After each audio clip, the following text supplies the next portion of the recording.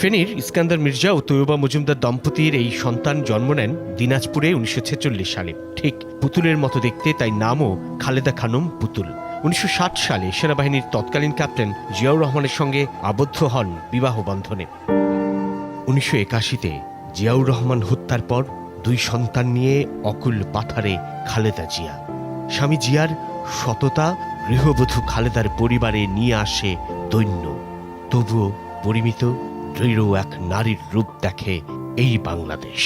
দেশের লোকের অবস্থা যতদিন পরিবর্তন করে ততদিন আমিও নিজে অত বিলাসিতা পছন্দ করি না। আমার ছেলেদেরও কোনো সময় কোনো রকম বেশি কাপড় চোপড় সে পছন্দ করতো না। আমরা সবসময় রেশনের চাল খাই। দেশ তখন ক্রান্তিকালে। খালেদা জিয়ার আবির্ভাব বিপদসংকুল রাজনীতির মঞ্চে। নেতাকর্মীদের চাপে স্থির নিস্তরঙ্গ জীবন পাশ কাটিয়ে ৮২-র ২ জানুয়ারি প্রাথমিক সদস্য হন দলের। ৮৩-তে ভাইস চেয়ারম্যান আর ১৯৮৪-তে বাংলাদেশ জাতীয়তাবাদী দল বিএনপির চেয়ারপারসন। এরশাদ ক্ষমতা দখলের পর গণতন্ত্র পুনরুদ্ধারে সর্বাত্মক আন্দোলনে নামেন খালেদা জিয়া। তাঁর নেতৃত্বে ৮৬-তে একতরফা নির্বাচন বর্জন করে বিএনপি। এরপর থেকে রাজপথই যেন তার বিচরণ স্থল। জনগণই তাঁর সার্বক্ষণিক সঙ্গী আর ভরসা। গণতন্ত্র পুনরুদ্ধারে অবিরাম সংগ্রাম যেন প্রত্যয়ী এক বঙ্গনারীর সঙ্গে পরিচয় করিয়ে দেয় গোটা দেশকে। বসনে ভূষণে সাদামাটা, দেশ জনতার প্রশ্নে ইস্পাত কঠোর। গণতন্ত্রের মিছিলে, স্লোগানে, নেতৃত্বের সামনে। ১৯৮৩ থেকে ১৯৯০ পর্যন্ত স্বৈরাচার বিরোধী আন্দোলনের ৭ বছরে বন্দী হন ৭ বার। এরশাদের শাসনামলে গণতান্ত্রিক খালেদা জিয়া হয়ে ওঠেন আপোষহীন।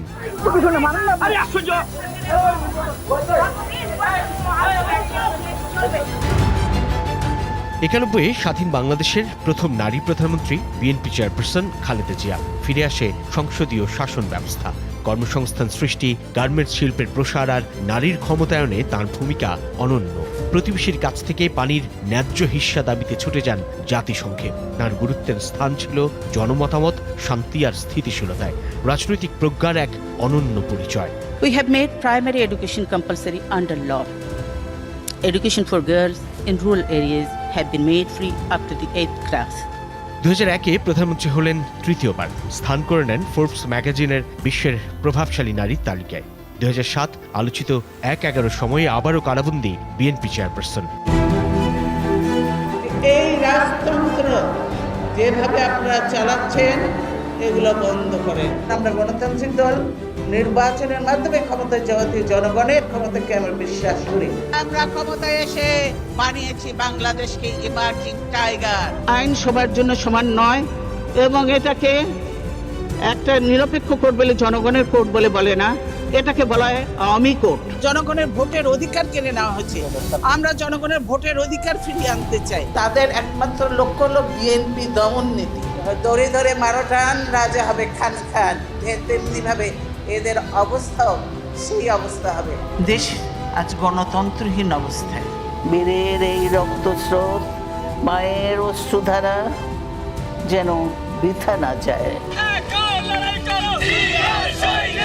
দেশ ছাড়িয়ে খালেদা জিয়ার ব্যাপ্তি বিশ্ব রাজনীতিতে, কিন্তু বরাবরই তিনি এই সবুজ শ্যামল উর্বর বাংলাদেশের সাধারণ মানুষের নেত্রী। পাহাড় কিংবা সমতল সবখানেই ছিল যার বিচরণ। We emphasize the centrality of women and children in our development strategy. বাংলাদেশের মাটি ব্যবহার করে অন্য দেশের করে হামলা করা, আমি আমার মাটিকে কারো ব্যবহার করতে দেব না। আমরা সকলকেই বন্ধু হিসাবে দেখতে চাই, কিন্তু কেউ যদি আমাদের বন্ধুর বেশে প্রভু হতে চায় সেটা আমরা কখনো মেনে নেব না, মানতে দিব না। স্থির এক রাজনীতির সময়ে বড় ছেলে তারেক রহমানকে চিকিৎসার জন্য চলে যেতে হয় লন্ডনে। ওই দুঃসময়েও ছাড়তে রাজি হননি দেশ। এই যে মাইনাস ফর্মুলা আপনারা জানেন, সে মাইনাস ট্রান্সফারে তারা চেয়েছিল যে বিএনপিকে ভেঙে দিয়ে কিংবা আমাদেরকে বাদ দিয়ে তারা নতুন করে একটা বিএনপি নাম দিয়ে নতুন একটা বিএনপি তৈরি করবে। ভোটের মাঠে তাকে কোনোদিন স্পর্শ করতে পারেনি পরাজয়। ৯১, ৯৬, ২০০১ কিংবা মহাবিপর্যয়ের ২০০৮। যতবার যে নির্বাচনে যতগুলো সংসদীয় আসন থেকে লড়েছেন, প্রতিটিতেই খালেদা জিয়া জয়ী হন জনতার উপচে পড়া ভালোবাসায়।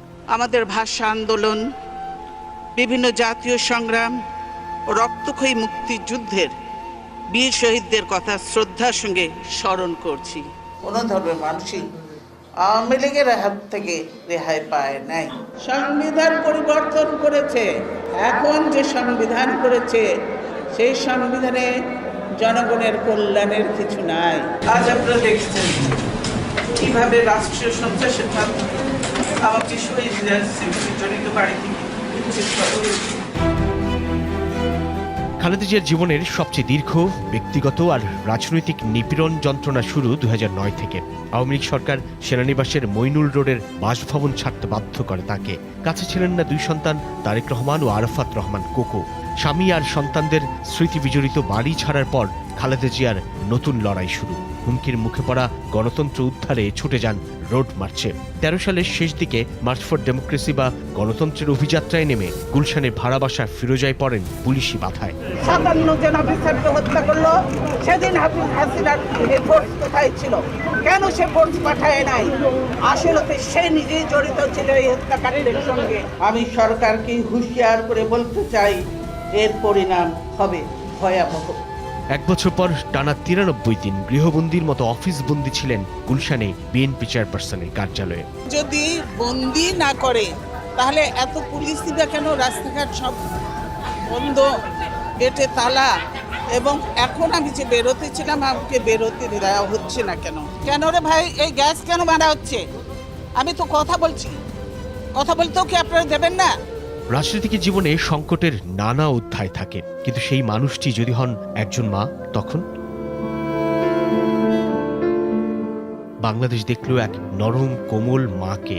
রাজনীতির কুটিলের প্রতিহিংসার শিকার হয়ে অরাজনৈতিক ছোট সন্তান আরাফাত রহমান কোকো মালয়েশিয়ায় মারা যান 2015-র সেই উত্তাল দিনে। মরদেহ যখন দেশে পৌঁছায়, খালেদা জিয়া তখনও আপোষহীন তাঁর সংগ্রামে। ক্ষমতার জনতার ভিড়ে একজন মা টুকরে কেঁদে ওঠেন আদরের সন্তানের শিয়রে। ভেঙে পড়ে সমস্ত গাম্ভীর্য, সাধারণকে স্পর্শ করে মায়ের মমতা। লড়াই শেষ হয় না বিএনপি চেয়ারপারসন খালেদা জিয়ার। নির্দলীয় সরকারের অধীনে নির্বাচনের দাবিতে যখন দেশের প্রান্ত জুড়ে জনগণকে সম্পৃক্ত করার আহ্বান তার, তখন নেমে আসে বিচারের খড়গ।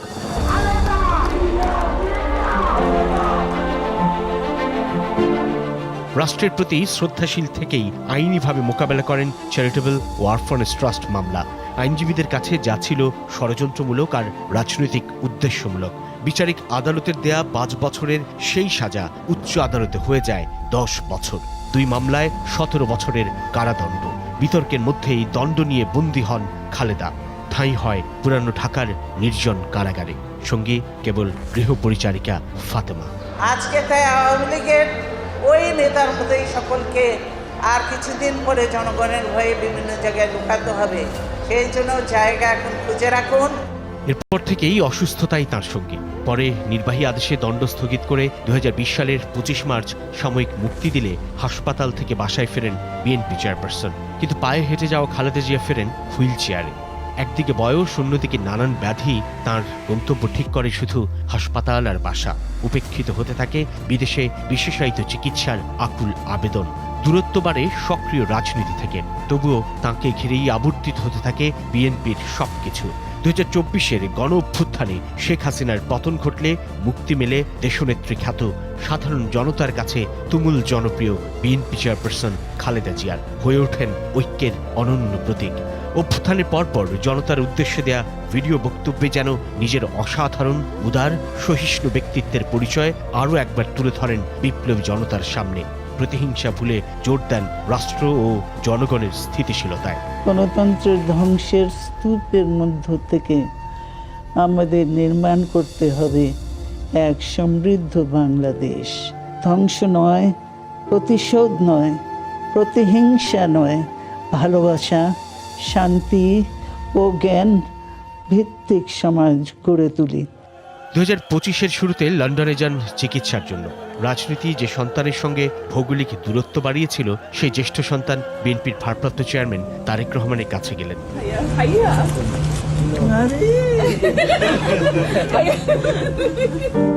মা খালেদা জিয়া যখন চিকিৎসাধীন তখন প্রতিদিন মায়ের জন্য ছেলের খাবার নিয়ে যাওয়ার ছবি যেন দোর্দণ্ড প্রতাপশালী রাজনৈতিক পরিবারের নিরীহ পারিবারিক জীবনকেই তুলে ধরে।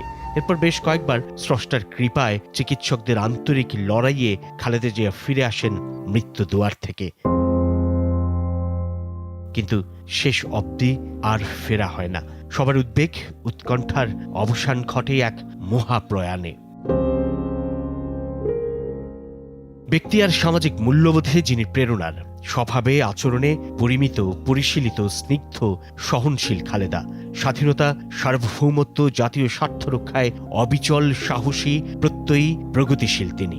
জনতার সেই খালেদা বিদায় নিলেন অশ্রুর আহাজারিতে, সব মঞ্চ থেকে গণবিষণ্ণতায় ভাসিয়ে এই বাংলাদেশকে। শরীরী প্রস্থান হলেও অনন্য ভূমিকার জন্য খালেদা জিয়া জড়িয়ে থাকবেন বাংলাদেশের পরিচয়ের সঙ্গে। এদেশের রাজনৈতিক ইতিহাসে বরাবরের মতোই থাকবেন প্রাসঙ্গিক। ক্ষমতা আমাদের কাছে বড় নয়, আমাদের কাছে বড় হলো দেশ এবং জনতা। দেশ এবং জনতা আমাদের কাছে বড়। দেশের বাইরে আমার কোনো ঠিকানা নেই, এটাই হলো আমার ঠিকানা। এই দেশ, এই দেশের মাটি, মানুষই আমার সবকিছু।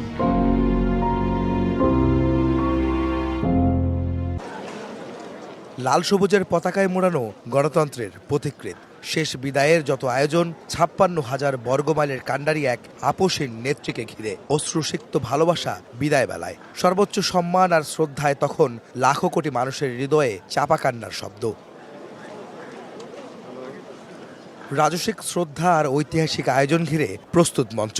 ঠায় দাঁড়িয়ে আছে ভক্ত, অনুরাগী, সমর্থক আর কর্মী সহ লক্ষ লক্ষ সাধারণ মানুষ। প্রিয় মানুষকে না বলা কথা বলার অপেক্ষায় পুরো জমায়েত। শেষ বিদায়ের অপেক্ষা যেন আর হয় না শেষ। মানিক মিয়া এভিনিউয়ে মায়ের জানাজায় অংশ নিতে মরদেহবাহী গাড়িবহরে আসেন বিএনপির ভারপ্রাপ্ত চেয়ারম্যান তারেক রহমান। সঙ্গে ছিলেন তার সহধর্মিণী ডাক্তার জুবাইদা রহমান ও তাদের মেয়ে ব্যারিস্টার জাইমা রহমান। প্রায় 10 ঘন্টার অপেক্ষার অবসান। প্রিয় নেত্রী বেগম খালেদা জিয়ার মরদেহ নির্ধারিত স্থানে আসতেই সাধারণের আকুতি যেন বেড়ে ওঠে আরও। অপেক্ষমান সরকার প্রধান ডক্টর মোহাম্মদ ইউনূস সহ উপদেষ্টা পরিষদের সদস্য, বিভিন্ন রাজনৈতিক দলের নেতা, 3 বাহিনীর প্রধান ও তাদের ঊর্ধ্বতন কর্মকর্তারা। দেশনেত্রী বেগম খালেদা জিয়া জন্মগ্রহণ করেন। সাবেক প্রধানমন্ত্রী ও বিএনপি চেয়ারপারসন বেগম খালেদা জিয়ার জীবন, সংগ্রাম ও আপোষহীনতার গল্প ছাড়াও শেষ জীবনে ফ্যাসিস্ট সরকারের নির্যাতনের নিদারুণ চিত্র তুলে ধরে কান্নায় ভেঙে পড়েন বিএনপি নেতা নজরুল ইসলাম খান। পুরো রাস্তা ও মাঠ জুড়ে তখন ক্ষোভের বহিঃপ্রকাশ ঘটে সাধারণের মাঝে। দেশনেত্রী বেগম খালেদা জিয়া বলতেন, দেশের বাইরে আমার কোনো ঠিকানা নেই, বাংলাদেশ হলো আমার ঠিকানা। এই দেশের মাটি ও মানুষ আমার সব কিছু। চিরচেনা এই দেশের মাটিতেই তিনি শেষ নিঃশ্বাস ত্যাগ করেছেন। আমি মরহুমা বেগম খালেদা জিয়ার বড় সন্তান তারেক। অশ্রুসিক্ত নয়নে চাপা কষ্ট নিয়ে মায়ের জন্য কথা বলতে মঞ্চে আসেন তারেক রহমান। পরকালে যেন শান্তিতে কাটাতে পারেন মা বেগম জিয়া, সেই দোয়া চান দেশবাসীর কাছে। মরহুমা বেগম খালেদা জিয়া জীবিত থাকাকালীন অবস্থায় যদি আপনাদের কারো কাছ থেকে কোনো ঋণ নিয়ে থাকেন, দয়া করে আমার সাথে যোগাযোগ করবেন, আমি সেটি পরিশোধের ব্যবস্থা করব ইনশাআল্লাহ। একই সাথে উনি জীবিত থাকাকালীন অবস্থায় ওনার কোনো ব্যবহারে, ওনার কোনো কথায় যদি কেউ আঘাত পেয়ে থাকেন, তাহলে মরহুমার পক্ষ থেকে আমি আপনাদের কাছে ক্ষমা প্রার্থী। আল্লাহু আকবার। এরপর শুরু হয় বেগম খালেদা জিয়ার নামাজে জানাজা। মানিক মিয়া এভিনিউ, সংসদের প্রতিটি মাঠ, ফার্মগেট, বিজয় সরণি, মেট্রো স্টেশনের উপরে নিচে, গণভবনের মাঠ, আসাদ গেট ও কলেজ গেট ছাড়িয়ে আশপাশের সব রাস্তা সহ যে যেখানে পেরেছেন অংশ নিয়েছেন জানাজার নামাজে। মানুষের এই জমায়েত প্রিয় নেতাকে শেষবারের মতো দেখার জন্য, শেষবারের মতো শ্রদ্ধা নিবেদনের জন্য। মানিক মিয়া এভিনিউয়ে লাখো মানুষের জমায়েত বেগম খালেদা জিয়ার নামাজের জানাজায় অংশ নেওয়ার জন্য। এখানে আসা নেতাকর্মীরা এবং সাধারণ মানুষরা বলছেন, বেগম খালেদা জিয়া তিনি গণতন্ত্রের আপোষের নেত্রী এবং তার দৃঢ়তায় তারা এই আদর্শ ধারণ করে আগামীর বাংলাদেশ বিনির্মাণের ক্ষেত্রে অবদান রাখবেন। যে যার অবস্থান থেকে সে শপথ তারা আজ এই জানাজায় এবং শেষ শ্রদ্ধা নিবেদনের মধ্য দিয়ে তারা সে শপথ নিয়েছেন।